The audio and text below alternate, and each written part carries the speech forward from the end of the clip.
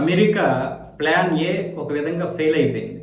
అంటే అక్కడ ఉన్నటువంటి సుప్రీంని పడగొట్టేస్తే ప్రజలందరూ కూడా రోడ్ల మీదకి వచ్చేస్తారు. మిగతా ప్రభుత్వాన్ని కూడా పడగొట్టేస్తారు. వ్యతిరేకతలో మొత్తం నాశనం అయిపోద్ది ఇరాన్.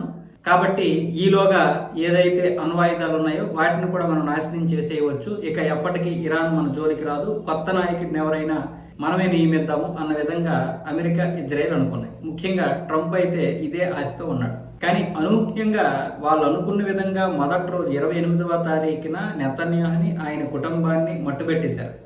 కానీ ఎవరు ఊహించిన విధంగా అక్కడ ప్రభుత్వ నాయకులు, అలాగే ఐఆర్జీసీ, మిగతా దళాలు ఏవైతే ఉన్నాయో పోలీస్ దళాలు, అవేవి కూడా చెక్కు చెదరకుండా వారి యొక్క లక్ష్యాల కోసం పోరాటం మొదలుపెట్టారు. గెరిల్లా పద్ధతిలో పోరాడారు. అలాగే కొత్తగా మొజాయిక్ డిఫెన్స్ పద్ధతిలో పోరాడారు. ఇప్పుడు ఈ మొజాయిక్ డిఫెన్స్ వ్యవస్థే ఇప్పుడు అమెరికాకి నిద్ర లేకుండా చేసింది. అంతేకాకుండా ఇప్పుడు గల్ఫ్ దేశంలో ఉన్నటువంటి మొత్తం 17 స్థావరాలని నాశనం చేశారు. 16-17 స్థావరాలు. ఇది ఒక ఊహించిన దెబ్బ అమెరికాకి. పైగా అమెరికా నౌకల మీద కూడా దాడి చేస్తున్నారు. అమెరికా ఊహించిన విధంగా హార్మోజ్ జలసంధిని ఇరాన్ అయితే బంధించింది. ఇప్పుడు ఏ దేశానికి ఆ దేశమే అడుక్కోవాల్సిన పరిస్థితి ఇరాన్ని.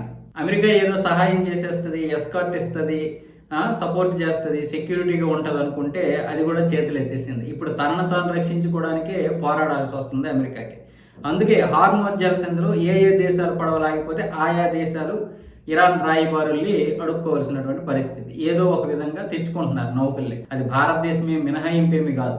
చివరికి అంత స్నేహం ఉన్నటువంటి చైనా కూడా ఒక విధంగా అలాంటి పరిస్థితుల్లోనే ఉంది. కాకపోతే మనకంటే చైనాకి కొంచెం ఆంక్ష లేనటువంటి అనుమతులు ఇస్తుంది. అందుకే చైనా కూడా ఇప్పుడు $2 లక్షల సహాయం చేసింది. కొంత టెక్నాలజీ కూడా ఇస్తున్నట్లుగా తెలుస్తుంది. సో ఏదేమైనా సరే తటస్థంగా ఉన్నటువంటి మనలాంటి దేశాలన్నీ కూడా ఇప్పుడు హార్మోజ్ జలసంధిలో ఉన్నటువంటి నౌకల్ని రప్పించుకోవడానికి ఇరాన్ని బ్రతిమలాడాల్సి వస్తుంది. ఇలాంటి పరిస్థితి ఈరోజు అమెరికా మీద తీవ్ర ఒత్తిడి తీసుకొస్తుంది. అయితే ఇది ప్లాన్ ఏ ఫెయిల్ అయిపోయినట్లే. ఇజ్రాయెల్ దాడి చేసింది, అమెరికా దాడి చేసింది, కానీ ఎక్కడా కూడా ఇరాన్ లొంగలేదు. పైగా దాడుల మీద దాడులు చేస్తూనే ఉంది. ఇరాన్ ఏమొచ్చేసి రూపాయి నష్టపోతే అమెరికా, ఇజ్రాయెల్ 20-30 రూపాయలు నష్టపోతున్నారు. అంటే 20-30 రెట్లు ఎక్కువ నష్టపోతున్నారు. అందుకే ఇప్పుడు అమెరికా ప్లాన్ బి అమలు చేయబోతుంది. ఇక మనం ఏది చేతకానప్పుడు శత్రువు యొక్క అసలైనటువంటివి, వ్యక్తిగతమైనటువంటివి, లేకపోతే ఏదైనా బలహీనతలు ఉంటాయి కదా, అలా కొట్టినట్లే ఇప్పుడు ఇరాన్ యొక్క బలహీనతలు ఏంటో చూసి కొట్టాలనుకుంటుంది. అందులో ముఖ్యంగా గ్యాస్ స్టేషన్లు, అలాగే ఇవి నిల్వ ఉంటాయి కదా చమురు, ఆ చమురు స్టేషన్లు, దీని అంతటికీ కంటే అక్కడ నీరు అవసరం.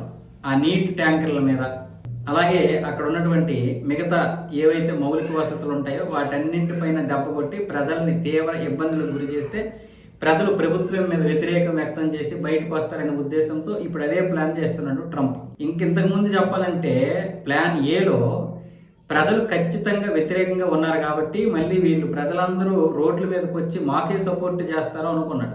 ఎందుకంటే వాళ్ళందరూ కూడా అధికార మార్పును కోరుకున్నారు. అందుకనే అమెరికా కూడా ఊహించేసింది, ఓకే ప్రజలు మన వైపే ఉన్నారని. కానీ వాళ్ళు భయపడిపోయి ఇంట్లోనే ఉండిపోతున్నారు. సో ఇప్పుడు ప్లాన్ బిలో భాగంగా ఈ మౌలిక వసతుల మీద కొడితే ప్రజలు బయటకు వచ్చే అవకాశాలు ఉన్నాయి.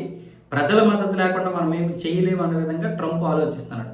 దానికి ఆయన క్యాబినెట్, అలాగే వైట్ హౌస్ అధికారులు కూడా అదే తలాడిస్తున్నారు కరెక్టే అన్న విధంగా. మరి ఎందుకంటే ప్లాన్ ఏ ఫెయిల్ అయింది కాబట్టి మరి బీనే అమలు చేయాలి. ఇదే మరి కరెక్ట్. మళ్ళీ అధ్యక్షుడికి వ్యతిరేకంగా వెళ్తే రేపు పొద్దున ఏదైనా జరిగితే మీ వల్ల ఇలా జరిగిందని అంటాడు. అంత పిచ్చోడు కాబట్టి ఇప్పుడు ట్రంప్ చెప్పింది ఊగొడుతున్నారు. కానీ మరి అది ఎంతవరకు ఇరాన్ దెబ్బ కొట్టగలుగుతారో ప్లాన్ బిలో చూడాలి.